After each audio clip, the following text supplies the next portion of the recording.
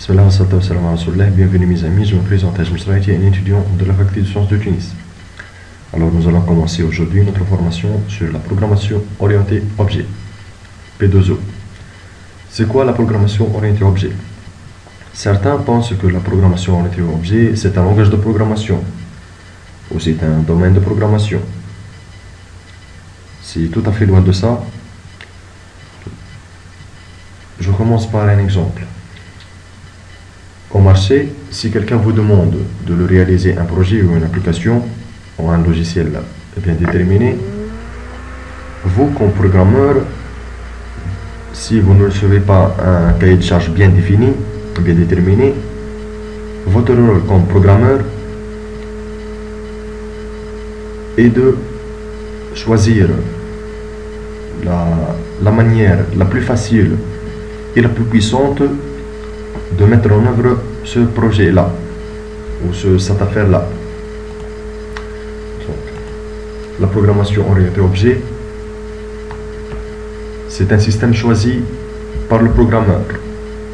Donc, je le définis, le P2O, c'est un paradigme de programmation, c'est-à-dire un système qui gère la structure, la programmation qu'un développeur ou qu'un programmeur doit utiliser pour réaliser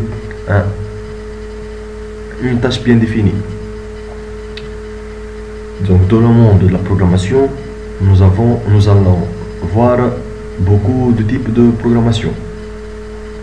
Par exemple, vous avez le domaine de programmation événementielle, c'est-à-dire qui se base sur des événements.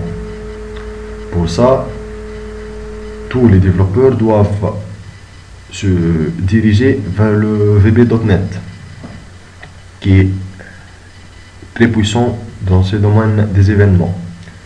Ou si vous avez à faire des structures et des choses comme ça, vous allez bien utiliser le C.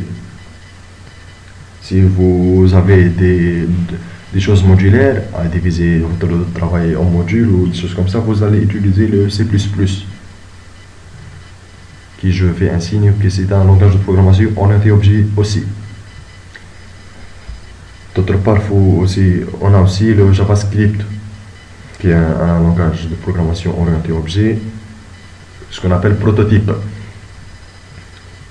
On a le web, qui se base en HTML, CSS, des PHP, des Java J2E, des choses comme ça. D'autre part, on a ce qu'on appelle la programmation orientée objet. Donc, ne faites pas de liaison entre la programmation orientée objet et le Java. Ce sont des choses incomparables. L'une, programmation orientée objet, c'est un paradigme de programmation. Le Java, c'est un langage de programmation. Donc, dans le langage Java, nous allons utiliser le paradigme de programmation orientée objet. C'est la phrase que vous devez retenir. Je répète, dans le langage de programmation Java, nous allons utiliser le paradigme de programmation orientée objet. Donc, il y a une règle que dans la programmation orientée objet, tout est objet. C'est-à-dire, c'est une programmation par objet. L'objet se définit comme unité logique. C'est-à-dire, si vous avez une tâche et que vous allez la développer en Java, donc en programmation orientée objet, vous avez à mettre comme objet toutes vos structures bien définies. Donc la structure, l'objet représente une entité informatique ou unité logique. L'objet, c'est l'équivalent aux structures en C. C'est un type, disons la classe, c'est un type que vous devez définir. Donc l'objet est défini par un état. Cet état est représenté par les attributs, c'est-à-dire les variables qui stockent des valeurs. Par exemple, la couleur et la vitesse. Elle est aussi définie par un comportement. L'objet a un comportement qui est défini par des méthodes entre guillemets, j'ai dit des procédures pour le langage procédural comme C, qui modifie des états. Donc, ces comportements-là modifient ces états-là. Parmi les comportements d'une voiture, par exemple, elle roule, elle fait un stop, et des choses comme ça.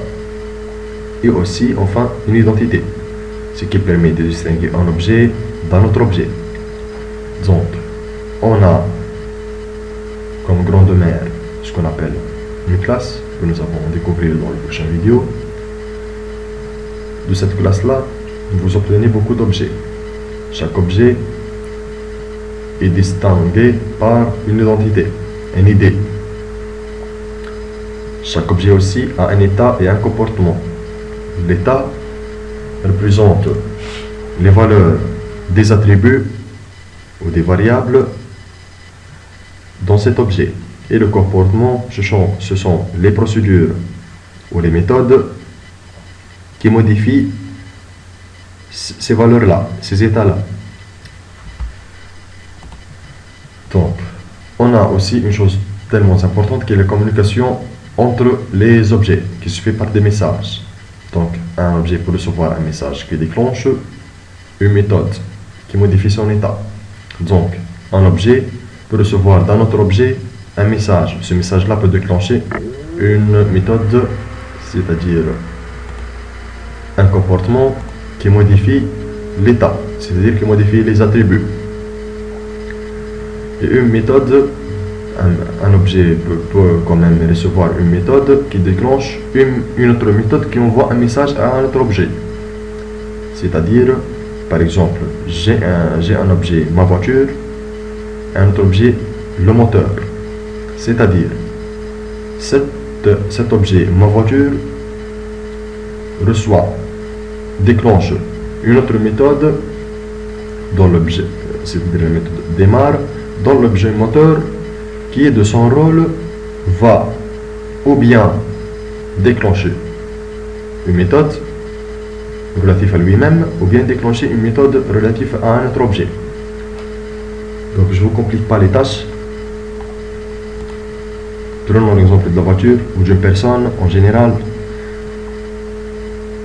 La voiture, c'est un objet qui a des états, ce sont les attributs, qui a un comportement, ce sont les fonctions et les procédures, et qui a une identité, c'est le nom de l'objet. C'est un résumé. C'est très simple. Et en pratique, vous allez bien voir c'est quoi un objet.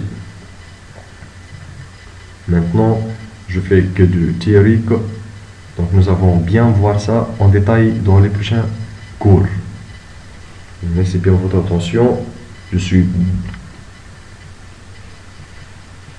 Assalamu alaikum wa rahmatullahi wa barakatuh.